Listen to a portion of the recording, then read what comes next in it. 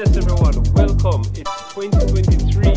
Welcome to the first episode of the Money Talk Show. I know you haven't seen me in a while, but I'm back and I'm now ready to break my silence on what's hot, what's been happening, and what is up for the new year. And so, of course, you see I'm wearing this t-shirt. It says New Character Unlocked. I know that I've been missing in action for a while, and that's because I have a newborn. I've had a newborn on my hands for a little while now, and I'm just getting back into the groove of things. Oh my goodness, such a blessing for this bundle of joy in my life, and I'm so grateful. Also, just want to big up Dr. Caitlin Williams Beecher, the Endo Queen. Just bigging up the Endo Queen brand right here, so I'm just ripping for her right about now. But I just want to really get into a serious topic that's been in the news for a while right now. And as your favorite financial advisor, you know that I have to just touch on this. So I want to invite you guys to like and subscribe to the channel if you haven't already done so. So let's get into the meat of the matter. Now, SSL is all over the news, and I'm going to tell you something.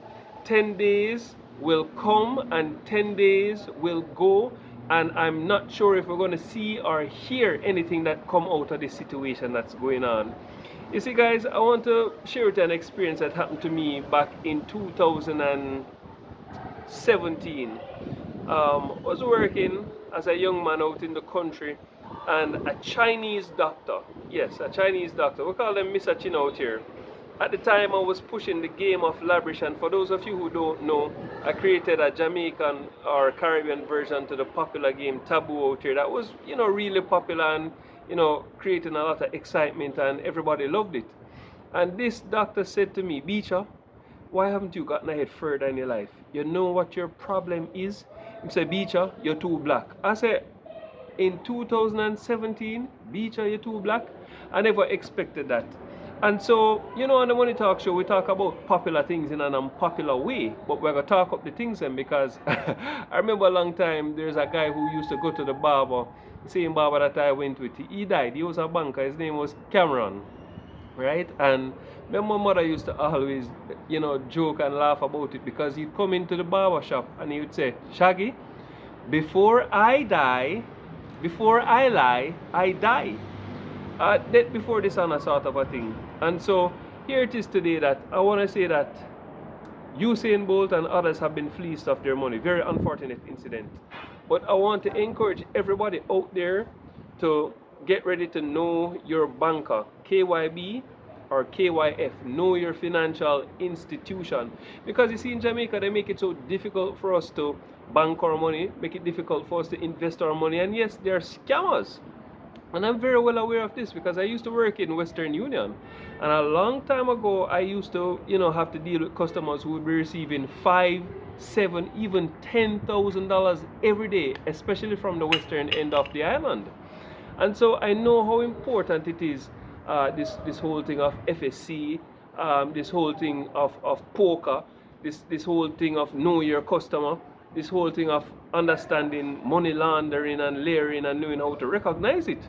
But the real choppers, which we have seen of late, are in the financial institutions, whether in the bank, which is more regulated, or in the investment institutions, which are unfortunately not as regulated, and they are not insured, right?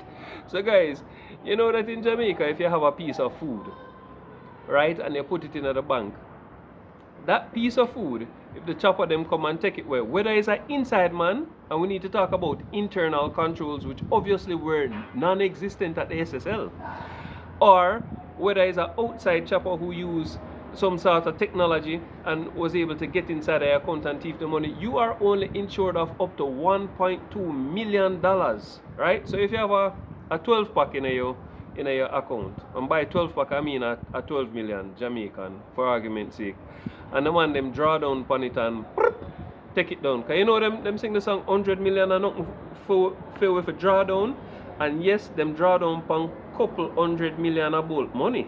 And bro, I want this be a lesson. Make no in the club I dance to this brick on brick, or 100 million and nothing for withdraw down pan, or any other chopper song out there, because you might be the next one for get chop. Anyways, so back to the meat of the matter. So if you lose that $12 million in the bank is only insuring up to $1.2 million of that money. So you would be operating at a negative. Of course, you'd have a little 1.2 for move forward, like a life with and try build back your wealth. However, when you invest in any of these investment houses, they are not regulated or insured, I should really say. So the money there, the piece of food that you put in the bank, you stand to lose everything. And that's why they say investment is risky. Low risk, medium risk, and you have high risk, right? So investing your money is risk. It's very risky. So I want to encourage you that don't stop investing because you see what really go on the other day. What has been happening with all of the persons, stealing the money within financial institutions, whether bank or investment houses, because it's just like playing, playing crash basically every day, But that never stops from jump on one. If an opportunity comes up and the plane is only the vehicle, right? The vehicle that's going to take you to this opportunity to earn, right? If you hear say one breakdown, if you hear that there's another opportunity somewhere, you are going to jump on that vehicle, right? So these investment houses are only vehicles to help us to get to our wealth. So not because people thief up the money at this popular company and people got fleeced mean that you must invest your money. And yes, I know that a lot of panic is going to be out there right now. And I expect that there's going to be serious implications and repercussions on the Jamaica financial sector. Mark my words, recession is on the horizon. You understand me? It is out there. Me can see it. I hope you're listening right now, and I hope that you have the vision to understand this. A lot of people are going to be panicking and pulling their money out of financial institutions. A lot of popular markets that people have been investing in Jamaica are going to be falling and crumbling.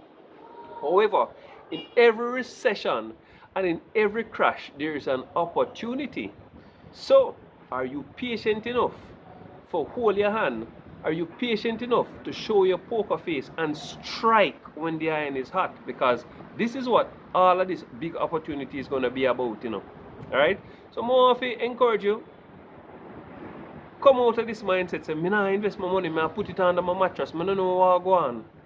But I'm going to say that huge opportunities are going to come up for those people who are ready. So I'm going to say to you, stay ready. Now, the next thing we really want to touch upon in this video, because 10 days have come and 10 days are going to go, and we're still not going to see nothing out of the situation. But here is something else that is new. You see this thing in Jamaica called friend and company? Because Usain Bolt, I respect the man so much. He is one of the athletes and human beings who I look up to. Legendary status, right? And Usain Bolt net worth is over 100 million US dollars, Put it into perspective, Kobe at the time of his death, his net worth was around 300 million US dollars, and Kobe live a foreign. Usain Bolt live a Jamaica, him invest a Jamaica, him all of him picnic them at everything him do a Jamaica. He's a true son of the soil. So let's put that into perspective. And truly, I believe that Usain Bolt is going to, in short order, as time progresses, he is going to be a US billionaire, because he's already a Jamaican billionaire. You see how much other man billions get chopped already. And remember, that was only 12.7 US million dollars, Usain's Bolt net worth is still a little bit over or under 100 million US dollars. To put that in perspective, he's really the richest man in Jamaica, We're not talking about a company or a group or a conglomerate. We're talking about an individual, right?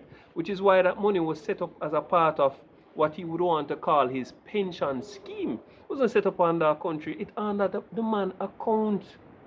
We're talking 100 million. And nothing 100 million US and nothing for him to draw down upon as an individual, not as a company. Make that sink in. Alright. So now that we hear friend and company, a lot of people don't want to hear me say this, So remember when I said Mr. Chin did say me too black, that's why I'm not getting further ahead in my life.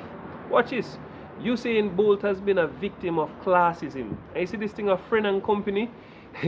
There's a thing called keep your enemies closer than your friends.